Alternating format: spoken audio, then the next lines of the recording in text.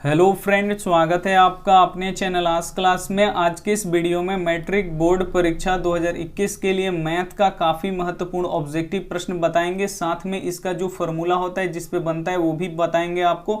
तो एक भी प्रश्न आप उसको स्किप नहीं करना है, शुरू से अंत तक देखना है। चैनल को अभी तक आपने सब्सक्राइब नहीं किया तो चैनल को सब्सक्राइब कर लीजिए। साथ में जो बेल आइकन आएगा उसको ऑल पे दबा लीजिएगा और प्लीज़ वीडियो को आप लोग लाइक भी कर दीजिएगा। आइए शुरू करते हैं यहाँ पे पहले नंबर प्रश्न से। तो यहाँ पे देखिए पहला प्रश्न ही काफ़ी महत्वपूर्ण है। प्रश्न है, यदि x square plus 5x plus 8 के शून्यक अल्फा और बीटा हो तो अल्फा प्लस बीटा ज्ञात कीजिए। ये अल्फा प्लस बीटा क्या है, जिसे हम लोग शून्यकों का योग बोलते हैं। ये पे साफ बोला गया कि शून्यकों का योग ज्ञात कीजिए। तो सबसे पहले आपको अल्फा प्लस बीटा का फॉर्मूला पता होना चाहिए, यानी शून्यकों का योग का फॉर्मूला होना चाहिए। अगर नहीं पता है तो यहाँ पे हम लिख दिए हैं, ये फॉर्मूला आपको पता होना चाहिए। Alpha plus beta, alpha plus beta यानी शून्यकों का योग का फॉर्मूला क्या होता है, माइनस बी बट्टा ए होता है। तो ये इसी का मान यहाँ पे पूछ रहा है और इसी का मान हमको क्या कर देना है, निकाल देना है। अगर यहाँ पे प्लस नहीं होता, ऐसे होता अल्फा इंटू बीटा का मान ज्ञात कीजिए, तो उसके लिए आपको ये वाला फॉर्मूला पता होना चाहिए। अल्फा इंटू बीटा यानी जिसे हम लोग शून्यकों का गुणनफल बोलते हैं, उसका मान क्या होता है, बराबर होता है सी बट्टा ए। अगर गुणनफल पूछता तो सी बट्टा ए निकालते और योग पूछा है यहाँ पे तो माइनस बी बट्टा ए निकालेंगे। तो बस आपको यहाँ पे बी का मान रख देना है, यहाँ पे ए का मान रख देना है और आपका शून्यकों का योग निकल जाएगा। तो ये बी और ए आएगा कहाँ से, तो जो ये बहुपद दिया होता है इसी में से निकलता है बी और ए का मान और सी का मान। तो यहाँ पे देखिए जो एक्स स्क्वायर में गुणा करता है वो ए होता है, जो केवल एक्स में गुणा करता है वो क्या होता है, यहाँ पे बी होता है, और जिसमें एक्स नहीं लगा होता है वो क्या होता है, यहाँ पे सी होता है। तो बस यहाँ पे आप लोग मान रख दीजिए। यहाँ पे पहले से माइनस है तो पहले से यहाँ पे माइनस लगा देंगे। यहाँ पे देखिए बी का मान कितना है, तो बी यहाँ पे देखिए जो एक्स में गुणा करता है वो बी होता है। तो एक्स में गुणा कौन कर रहा है, 5 कर रहा है, तो यानी बी का मान यहाँ पे 5 हो गया।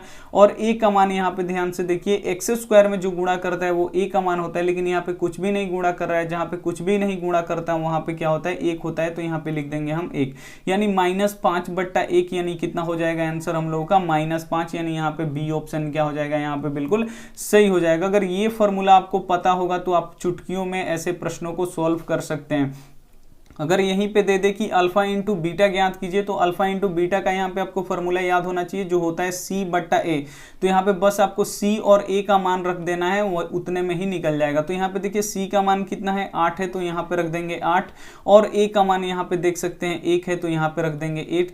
8 बट्टा 1 कितना हो जाएगा, यहाँ पे 8 क्या हो जाएगा, यहाँ पे बिल्कुल सही हो जाएगा। अगर शून्यकों का योग पूछे तो -5 हो जाएगा, अगर यहाँ पे गुणनफल पूछे तो यहाँ पे क्या हो जाएगा, 8 हो जाएगा।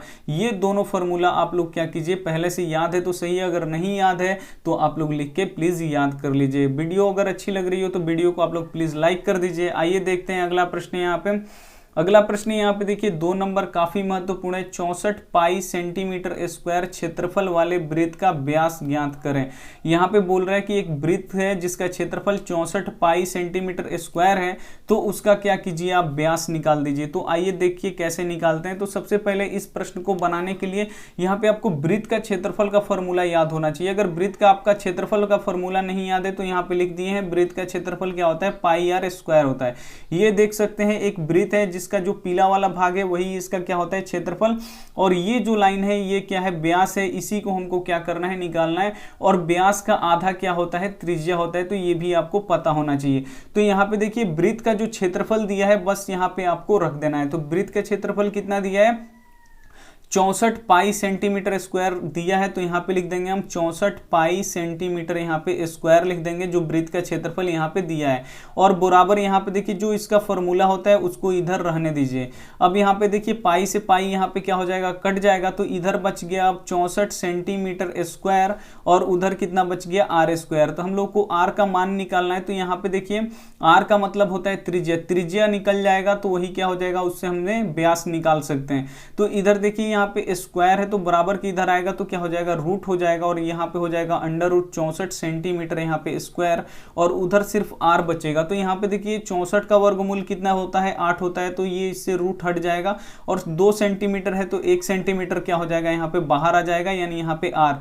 आर यानी क्या होता है, त्रिज्या निकल गया हम लोग का 8 सेंटीमीटर। अब ध्यान से देखिएगा, शुरू में ही बताएं जो त्रिज्या होता है वो व्यास का आधा होता है। यानी यहाँ पे आप देख सकते हैं एक त्रिज्या यहाँ पे है और एक त्रिज्या यहाँ पे, और दोनों दोनों त्रिज्या अगर मिल जाए तो वो क्या होता है, यहाँ पे व्यास बन जाता है। यानी 8 + 8 जोड़ देंगे तो कितना हो जाएगा, यहाँ पे 16 सेंटीमीटर क्या हो जाएगा, यहाँ पे क्या हो जाएगा, वृत्त का व्यास, यानी यहाँ पे बी ऑप्शन क्या हो जाएगा, यहाँ पे बिल्कुल सही हो जाएगा। अगर फॉर्मूला से आपको बताना है तो यहाँ पे देखिए व्यास का फॉर्मूला क्या होता है, यहाँ पे व्यास का फॉर्मूला होता है, अगर व्यास निकालना हो तो उसका फॉर्मूला होता है 2r।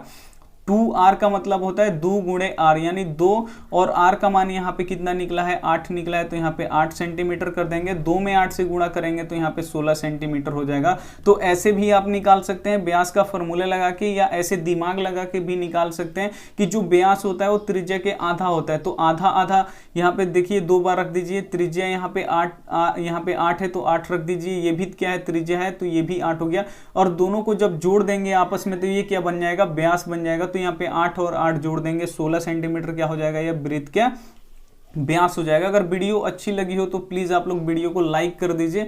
आइए देखते हैं अगला प्रश्न। यहाँ पे अगला प्रश्न यहाँ पे देखिए 3 नंबर काफी महत्वपूर्ण है। के किस मान के लिए समीकरण x + 2y = 7 तथा 2x + ky = 14 समानुपाती है। यहाँ पे बताना है समपाती है। यहाँ पे बताना है कि के किस मान के लिए जो ये दो समीकरण दिया है वो क्या है, समपाती है। तो जब समपाती होता है तो उसके लिए आपको फॉर्मूला पता होना चाहिए।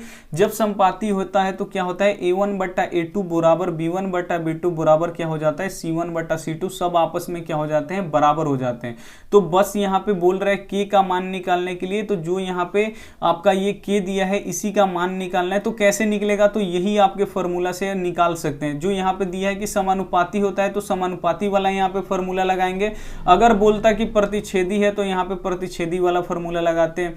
तो ऐसे ही यहाँ पे संपाती बोला है तो यहाँ पे संपाती वाला फॉर्मूला लिख देंगे। अब बस यहाँ पे आपको a1 a2 यहाँ पे b1 b2 और यहाँ पे c1 c2 का मान रख दीजिए और आसानी से निकल जाएगा। तो यहाँ पे देखिए a1 a2 b1 b2 अब आएगा कहाँ से, तो यहाँ पे देखिए जो ये पहला समीकरण है इसमें जो x होता है वो होता है a1 और जो y में गुणा करता है वो होता है b1 और जो यहाँ पे x y कुछ भी नहीं होता है वो होता है c1। ये रहा हम लोग का दूसरा समीकरण। दूसरा समीकरण में जो x का मान होता है वो होता है a2, जो y का मान होता है वो b2 और जो यहाँ पे x y कुछ भी नहीं होता है यहाँ पे c2। अब बस आपको यहाँ पे क्या कर देना है, मान रख देना है। a1 का मान यहाँ पे देखिए x में कुछ भी नहीं गुणा कर रहा है, जहाँ पे कुछ भी नहीं होता है वहाँ पे 1 होता है। a2 का मान यहाँ पे देख लीजिए कितना है, a2 का मान यहाँ पे x में 2 गुणा कर रहा है यानी यहाँ पे 2 हो गया, बराबर लिख दीजिए। b1 का मान यहाँ पे देख लीजिए, b1 का मान यहाँ पे कितना है, y में गुणा कर रहा है 2 यानी यहाँ पे हो गया 2। b2 का मान यहाँ पे देख लीजिए y में क्या गुणा कर रहा है, तो k गुणा कर रहा है तो यहाँ पे लिख देंगे k। इसी का मान निकालना है, बराबर यहाँ पे देखिए c1 का मान यहाँ पे 7 है तो यहाँ पे रख देंगे 7 बटा यहाँ पे देखिए c2 का मान कितना है, यहाँ पे 14 है तो यहाँ पे रख देंगे 14। तो अब देखिए ये सब आपस में क्या है, बराबर है। ये देख सकते हैं कि ये सभी आपस में क्या है, बराबर है। ये इसके बराबर है, ये इसके बराबर, तो किसी दो को आप आपस में बराबर कर दीजिए। तो हम पहले वाले इन दोनों को बराबर करते हैं, 1/2 बराबर यहाँ पे 2/k, इसी को हम बराबर कर देते हैं। तो यहाँ पे देखिए k में 1 से गुणा करेंगे तो यहाँ पे हो जाएगा k, तिरछा तिरछी गुणा करेंगे यहाँ पे k में 1 से गुणा करेंगे तो k और यहाँ पे आ जाएगा बराबर, और 2 में 2 से गुणा करेंगे तो 4, यानी k का मान कितना निकल गया यहाँ पे 4, यानी यहाँ पे c ऑप्शन क्या हो जाएगा, यहाँ पे बिल्कुल सही हो जाएगा। आप चाहेंगे तो इसको भी बराबर करके निकाल सकते हैं। जैसे यहाँ पे देखिए 2 बट्टा यहाँ पे k है, बराबर यहाँ पे हो जाएगा 7 बट्टा यहाँ पे हो जाएगा 14। अब यहाँ पे देखिए कैसे गुणा होगा, यहाँ पे k में 7 से गुणा होगा तो यहाँ पे 7k हो जाएगा, बराबर यहाँ पे देखिए यहाँ पे 14 दूनी कितना हो जाएगा, यहाँ पे 28 हो जाएगा। अब देखिए यहाँ पे 7 गुणा कर रहा है तो उधर जाके क्या करेगा, भाग करेगा, यानी 28 बटा यहाँ पे कितना हो जाएगा 7, और 7 चौके कितना होता है 28, फिर भी k का मान कितना निकल गया 4। आप किसी भी तरीके से निकाल सकते हैं, शुरू वाले को भी बराबर करके निकाल सकते हैं, अंतिम वाले को भी बराबर करके निकाल सकते हैं। इसमें बस आपको यही समझना है कि अगर यहाँ पे समानुपाती देगा यानी समपाती देगा तो समपाती वाला फॉर्मूला लगाना है, अगर प्रतिच्छेदी वाला देगा तो प्रतिच्छेदी वाला फॉर्मूला लगाना है। अगर जिस समीकरण का एक भी हल नहीं होगा वो वाला समीकरण देगा तो वही फॉर्मूला आपको लगाना है। तो यहाँ पे समपाती दिया है तो यहाँ पे हम लोग समपाती वाला फॉर्मूला लगाएंगे और उसी से क्या करना है, निकाल लेना है। आइए देखते हैं अगला प्रश्न। यहाँ पे अगला प्रश्न यहाँ पे देखिए 4 नंबर काफी महत्वपूर्ण है। जब AP के प्रथम पद a तथा सार व अंतर 3 हो तो एपी के प्रथम 3 पद निकाले। तो यहाँ पे देखिए बोल रहा है कि एपी के प्रथम 3 पद निकाले। तो सबसे पहले एपी के प्रथम 3 पद का फॉर्मूला पता होना चाहिए कि पहला पद का फॉर्मूला क्या होता है, दूसरे पद का फॉर्मूला क्या होता है, तीसरे पद का फॉर्मूला क्या होता है, तभी आप एपी के 3 पद निकाल सकते हैं। तो अगर नहीं पता है तो हम यहाँ पे लिख दिए हैं, आप लोग इसे नोट कर सकते हैं कि प्रथम पद का फॉर्मूला होता है ए, द्वितीय पद का फॉर्मूला होता है ए प्लस डी, तृतीय पद का फॉर्मूला होता है ए प्लस 2d।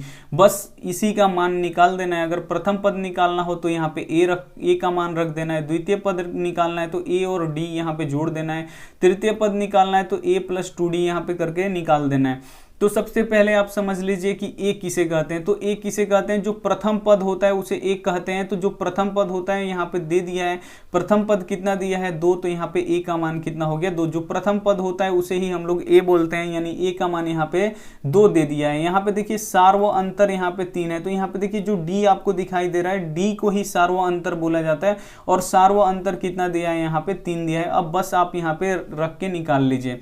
यहाँ पे देखिए अगर हम प्रथम पद निकालेंगे तो प्रथम पद का फॉर्मूला क्या होता है, ए होता है। तो यहाँ पे देखिए ए का मान यहाँ पे कितना निकला है आपका 2 है, तो ए का मान यहाँ पे 2 निकाल देंगे। पहला पद हम लोगों का निकल गया 2। अब यहाँ पे देखिए हम लोग दूसरा पद निकालेंगे तो दूसरा पद का फॉर्मूला क्या होता है, ए प्लस यहाँ पे डी होता है। तो यहाँ पे देखिए ए का मान कितना है, तो ए का मान यहाँ पे 2 है, तो यहाँ पे रख देंगे 2, और डी का मान यहाँ पे कितना है, यहाँ पे 3, आप देख सकते हैं 3, 2 और 3 जोड़ेंगे यहाँ पे 5 आ जाएगा। अब देखिए यहाँ पे तीसरा पद निकालना है, तो तीसरा पद का फॉर्मूला क्या होता है, ए प्लस 2d। तो यहाँ पे निकाल रख देंगे ए प्लस यहाँ पे 2d।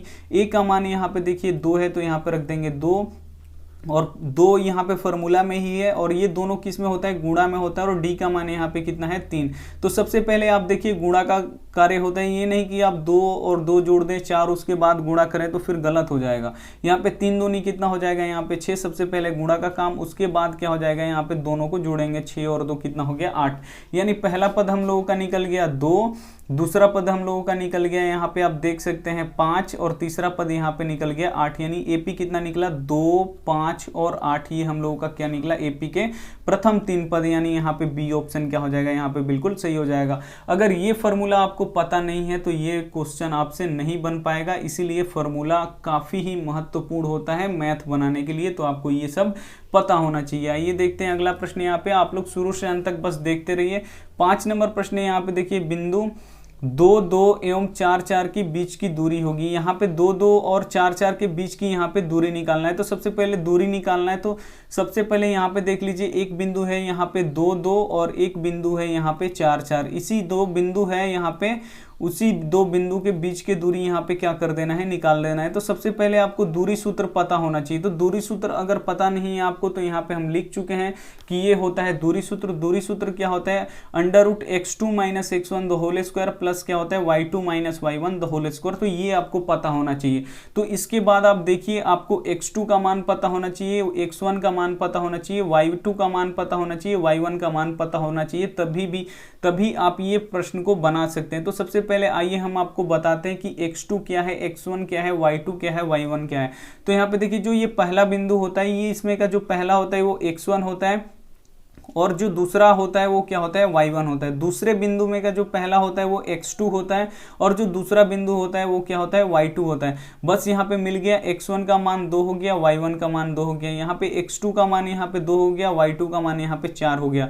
तो यहाँ पे बस आप x2 x1 का आपको बस यहाँ पे मान रख देना है, जैसे है वैसे ही। बस अंडर रूट में है तो अंडर रूट में, और यहाँ पे देखिए x2 बोल रहा है, तो x2 कितना है, यहाँ पे 4 है, तो यहाँ पे रख देंगे 4 माइनस x1 अब बोल रहे हैं यहाँ पे। तो x1 क्या है, यहाँ पे 2 है, आप देख सकते हैं यहाँ पे 2, और इसका क्या कर देंगे, स्क्वायर है तो स्क्वायर, प्लस है तो फिर यहाँ पे प्लस लिखेंगे। y2 यहाँ पे देखिए, तो y2 कितना है, यहाँ पे आप देख सकते हैं 4 है यहाँ पे, तो y2 का मान हम यहाँ पे 4 रख देंगे। माइनस है तो फिर माइनस, फिर बोल रहे हैं यहाँ पे y1 का मान, तो y1 का मान यहाँ पे 2 है, तो यहाँ पे रख देंगे 2, और यहाँ पे क्या कर देंगे, स्क्वायर कर देंगे। अब देखिए यहाँ पे 4 में से अब 2 बोल रहे हैं घटाने के लिए, तो अब 4 में से 2 क्या हो जाएगा, 2, और इसका क्या हो जाएगा, स्क्वायर, प्लस यहाँ पे देखिए फिर 4 में से 2 गया, यहाँ पे कितना हो जाएगा, 2, और इसका हो जाएगा स्क्वायर। अब बस आपको क्या कर देना है, दोनों का स्क्वायर कर देना है। स्क्वायर का मतलब क्या होता है, इन दोनों का 2 बार गुणा। अगर 2 है यहाँ पे 2 बार गुणा, अगर 2 के पावर 3 रहता तो इसका 3 बार गुणा करते। तो यहाँ पे 2 है तो 2 बार गुणा करेंगे तो कितना हो जाएगा, 4। तो ये हो जाएगा 4, प्लस यहाँ पे देखिए 2 का स्क्वायर फिर करेंगे तो ये भी हो जाएगा 4, और अंदर का अब जोड़ दीजिए, 4 4 कितना हो गया 8। लेकिन ऐसा तो ऑप्शन में है ही नहीं, तो इसको अब आपको क्या करना है, इसका गुणनखंड करना है और जोड़ा लगाना है। यहाँ पे हो जाएगा 2 से 4 बार में, फिर 2 से यहाँ पे 2, यानी अंडर रूट कितना हो गया 2 गुणे 2 गुणे यहाँ पे हो गया 2। तो यहाँ पे हम समझाने के लिए आपको बता रहे हैं, यहाँ पे देखिए 2 का जोड़ा लग गया तो वो क्या हो जाएगा बाहर निकल जाएगा, और जिसका जोड़ा नहीं लगता है वो रूट के अंदर ही रह जाएगा। यानी √8 को हम ऐसे लिख सकते हैं 2√2 इकाई, यानी यहाँ पे क्या हो जाएगा ए ऑप्शन क्या हो जाएगा यहाँ पे बिल्कुल सही हो जाएगा। अगर आपको दूरी सूत्र नहीं पता है तो आप प्लीज इसे लिख के याद कर लीजिए, और पहले से याद है तो आपको कोई जरूरत नहीं है इसे लिख के याद करने का। आइए देखते हैं अगला प्रश्न यहाँ पे। अगला प्रश्न यहाँ पे 6 नंबर देखिए, tan a किसके बराबर होता है। काफी महत्वपूर्ण प्रश्न है कि tan a किसके बराबर होता है। ए ऑप्शन है यहाँ पे cot a 90 degree minus a, B option है यहाँ पे sec a 90 degree minus a, C option है यहाँ पे sine A 90 degree minus A, और डी है यहाँ पे cosec A 90 degree minus A. तो एक प्रश्न ये आपका रखा हुआ है बोर्ड एग्जाम में कि ये प्रश्न आना ही आना है। तो आपको अगर एक नंबर प्यारा लगता है तो आपको ये फॉर्मूला आपको पता होना चाहिए। यहाँ पे हम लिख दिए हैं कि साइन थीटा बराबर क्या होता है कॉस 90 डिग्री माइनस थीटा। तो यहाँ पे देखिए थीटा के जगह पे ए भी दे देता है, तो यहाँ पे कोई घबराने का बात नहीं है कि इसमें ए है और यहाँ पे थीटा है, तो दोनों एंगल होता है। ये ए है वो भी एंगल है यानी कोण है, और जो थीटा है वो भी क्या है कोण ही है, तो इससे आपको कोई घबराने की बात नहीं है। साइन थीटा बराबर क्या होता है कॉस 90 डिग्री माइनस थीटा, और कॉस थीटा जस्ट इसके उल्टा होता है साइन 90 डिग्री माइनस थीटा। यहाँ पे देखिए टैन थीटा होता है जो कॉट 90 डिग्री माइनस थीटा होता है, जस्ट इसका उल्टा हो जाएगा। अगर कॉट थीटा पूछेगा तो फिर क्या होगा टैन 90 डिग्री माइनस थीटा। यहाँ पे देखिए सेक थीटा किसके बराबर होगा कॉसेक 90 डिग्री माइनस थीटा, और कॉसेक थीटा किसके बराबर होगा तो सेक 90 डिग्री माइनस थीटा। तो ये आपको चार्ट याद होना चाहिए। अगर ये चार्ट आप याद कर लेते हैं तो एक नंबर आपका कहीं पे नहीं जाएगा। यहाँ पे देखिए टैन थीटा किसके बराबर होता है तो टैन किसके बराबर होता है कॉट के, तो यानी कॉट 90 डिग्री माइनस ए। अगर यहाँ पे थीटा बोलता है तो यहाँ पे सब पे थीटा रहता है, अगर ए बोला है तो यहाँ पे थीटा के जगह पे ए होगा, यानी टैन ए किसके बराबर होगा यहाँ पे तो कॉट 90 डिग्री माइनस ए।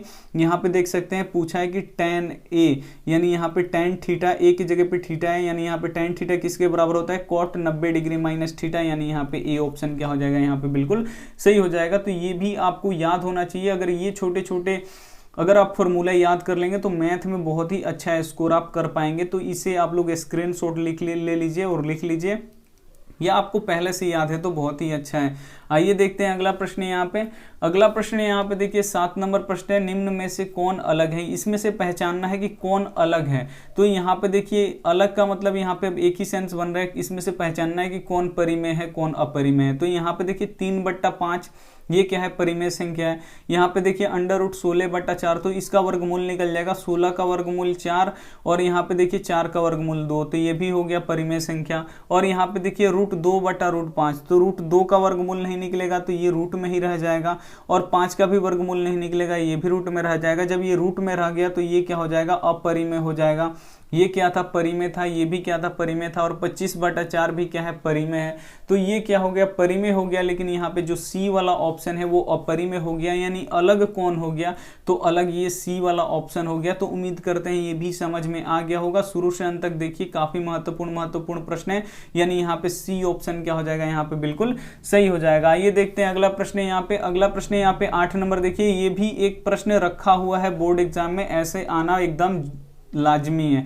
यहाँ पे देखिए यदि 3 4 4 17 तथा x का माध्य 6 है तो x का मान यहाँ पे ज्ञात करें। बोल रहा है कि 3 4 4 17 और एक संख्या को हटा के वहां पे x दे दिया गया है।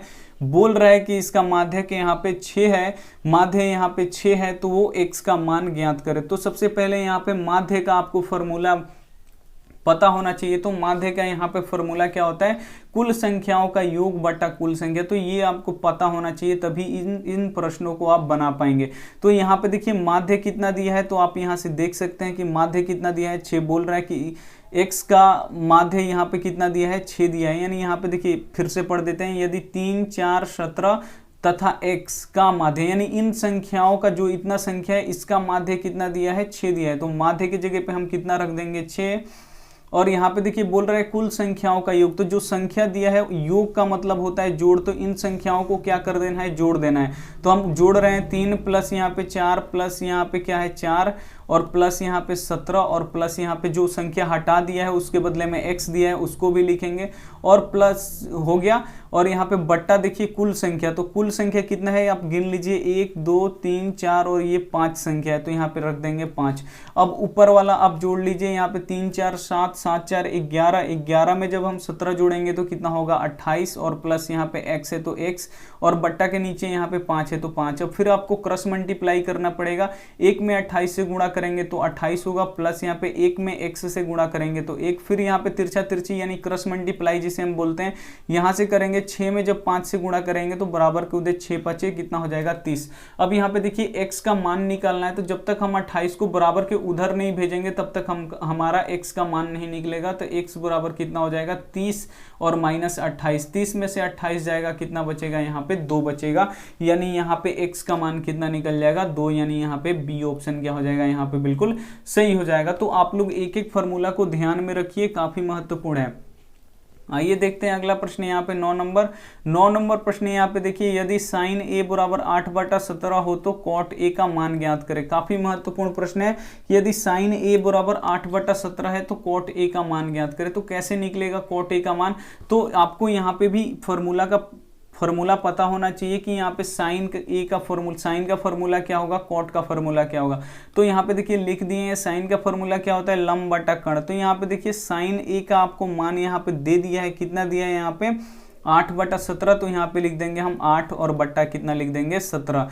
यानी आप देख सकते हैं लंब कितना दिया है यहाँ पे 8 दिया है, तो यहाँ पे हम लिख दे रहे हैं लंब कितना दिया है 8 दिया है, तो यहाँ पे रख देंगे हम लंब का मान कितना निकल गया 8। और यहाँ पे देखिए कर्ण कितना दिया है यहाँ पे 17 दिया है, तो यहाँ पे लिख देंगे कर्ण बराबर यहाँ पे 17। तो बोल रहा है कि यहाँ पे कॉट ए का मान ज्ञात करें, तो कॉट ए का आपको फिर फॉर्मूला पता होना चाहिए। तो कॉट ए का फॉर्मूला क्या होता है आधार और बटा क्या होता है लंब। तो यहाँ पे देखिए लंब तो पता है कि लंब यहाँ पे 8 है, लेकिन आधार तो पता नहीं है कि आधार कितना है, यहाँ पे दिया भी नहीं है, तो आधार हमको निकालना पड़ेगा। तो ऐसे प्रश्नों के आधार या कर्ण या लंब निकालने का एक ही फॉर्मूला होता है पाइथागोरस प्रमेय, यानी कर्ण का स्क्वायर क्या होता है यहाँ पे लंब का स्क्वायर और जोड़ क्या होता है यहाँ पे आधार का क्या होता है स्क्वायर। तब देखिए यहाँ पे कर्ण कितना दिया है आप देख सकते हैं, कर्ण यहाँ पे 17 दिया है, तो यहाँ पे 17 का स्क्वायर कर देंगे बराबर यहाँ पे लंब देखिए लंब कितना दिया है 8 दिया है, तो यहाँ पे 8 का स्क्वायर। आधार निकालना है हमको, तो आधार को वैसे ही छोड़ देंगे। अब स्क्वायर का मतलब क्या होता है 17 क्या करना पड़ता है यहाँ पे 2 बार गुणा करना पड़ता है। तो 17 और 17 में जब 2 से गुणा करेंगे तो 289 आएगा, यानी 289 आएगा। और यहाँ पे 8 का जब स्क्वायर करेंगे तो यहाँ पे 64 आएगा, यानी 8 2 बार गुणा करेंगे तो 64 आएगा, प्लस यहाँ पे क्या हो जाएगा आधार स्क्वायर है तो उसको आधार स्क्वायर वैसे ही उतार देंगे। अब देखिए हमको आधार निकालना है, तो सबसे पहले 64 को इधर भेजना पड़ेगा, तो इधर 289 पहले से है और माइनस यहाँ पे आ जाएगा 64 और इधर क्या बचेगा हम लोग का आधार का स्क्वायर बचेगा। तब देखिए अब घटाएंगे तो 9 में से यहाँ पे 4 जाएगा 5 और यहाँ पे देखिए कितना है 8 में से 6 गया, यहाँ पे 2 और 2 यहाँ पे बचा 225 और यहाँ पे बच गया हम लोग का आधार का स्क्वायर। अब देखिए आधार निकालना है, तो इधर स्क्वायर है तो इधर आएगा तो क्या हो जाएगा रूट हो जाएगा, रूट 225 बराबर यहाँ पे हो जाएगा हम लोग का आधार।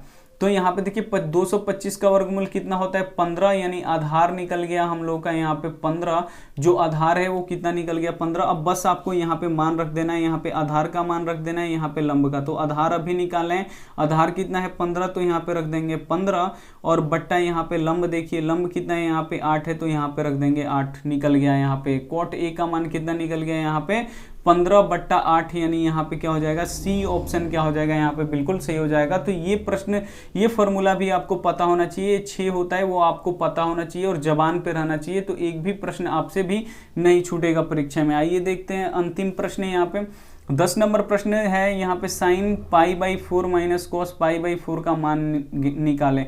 तो ये प्रश्न देख के आपको लग रहा होगा कि काफ़ी भारी है, ये नहीं बन पाएगा, लेकिन जितना भारी ये दिख रहा है उतना भारी नहीं है। तो यहाँ पे देखिए हम लिख दे रहे हैं सबसे पहले साइन π/4 और माइनस यहाँ पे कॉस π/4। तो यहाँ पे देखिए π/4 का मतलब क्या होता है, तो यहाँ पे 4 का मतलब क्या होता है, यहाँ पे ये होता है 45 डिग्री। तो ये पता चलेगा कैसे कि ये 45 डिग्री है, तो इसको अगर आपको ऐसे दिया हो, अगर डिग्री में पता करना हो कि ये कितना डिग्री है, तो बस आपको पाई जहाँ है, पाई का मान कितना होता है 180 डिग्री होता है, बस आपको रख देना है। यानी यहाँ पे निकालना है π/4 का मान, यानी पाई की जगह पे 180 डिग्री रख देंगे और बटा यहाँ पे नीचे 4 है तो इसे 4 से क्या करेंगे, भाग लगाएंगे। 4 चौका 16, 2 गया 4 पचे 20, यानी 45 डिग्री। π/4 का मतलब क्या होता है 45 डिग्री। यानी यहाँ पे पूछ रहा है कि साइन 45 डिग्री का मान कितना होगा, और माइनस यहाँ पे भी कॉस π/4 का मतलब क्या होगा, यहाँ पे भी 45 डिग्री का मान क्या होगा। तो यहाँ पे देखिए साइन 45 का मान कितना होता है 1/√2 होता है, और कॉस 45 का भी मान 1/√2 होता है। 1/√2 में से 1/√2 घट जाएगा, कितना बचेगा यहाँ पे 0, यानी यहाँ पे बी ऑप्शन क्या हो जाएगा, यहाँ पे बिल्कुल सही हो जाएगा। अगर कोई पूछ दे कि π/2 कितने डिग्री को कहते हैं, तो आप हमें कॉमेंट करके बताइएगा कि π/2 कितने डिग्री को कहते हैं। ये आप हमें होमवर्क के तौर पे आप लोग क्वेश्चन में कमेंट में क्या कर देना है, कमेंट कर देना है कि π/2 कितने डिग्री को बोलेंगे। जैसे हम यहाँ पे निकाले हैं कि पाई का मान यहाँ पे 180 रख दीजिए, जो नीचे उससे भाग लगा दीजिए, तो आप हमको बताइएगा कि π/2 कितने का मान हो, कितने डिग्री का मान होता है। अगर ये रहा आपका होमवर्क प्रश्न। होमवर्क प्रश्न यहाँ पे देखिए 1 + tan² a किसके बराबर होता है, काफी महत्वपूर्ण प्रश्न है। ऐसा भी एक प्रश्न होता है कि 1 + tan² a किसके बराबर होता है। ए ऑप्शन है sec² a, यहाँ पे बी ऑप्शन है यहाँ पे cos² a, यहाँ पे सी ऑप्शन है यहाँ पे cot² a, और डी है यहाँ पे ऑप्शन cosec² a। तो यहाँ पे आपको बताना है कि tan² a किसके बराबर होता है। तो जो भी आपको ऑप्शन सही लगे आप हमें A B C D ऐसे करके नहीं बताइएगा, पूरा आप ऑप्शन लिख के यहाँ पे बताइएगा। और प्लीज़ यहाँ पे जो हम एक दिए हैं कि π/2 कितने डिग्री को कहते हैं, तो ये भी आप हमें कमेंट करके जरूर बताइएगा। अगर वीडियो अच्छी लगी हो तो वीडियो को आप लोग जरूर लाइक कीजिएगा, अपने दोस्तों के पास जरूर शेयर कीजिएगा, इस चैनल को आप लोग जरूर सपोर्ट कीजिएगा। यहाँ पे अभी चैनल को आपने सब्सक्राइब नहीं किया है तो प्लीज़ चैनल को सब्सक्राइब कर लीजिए, आप ही लोगों के लिए इतना मेहनत होता है। थैंक यू फॉर वॉचिंग, मिलते हैं अगले वीडियो में, तब तक अपना ध्यान रखिए, टेक केयर, बढ़िया से मन लगा के पढ़ाई कीजिए, बाय।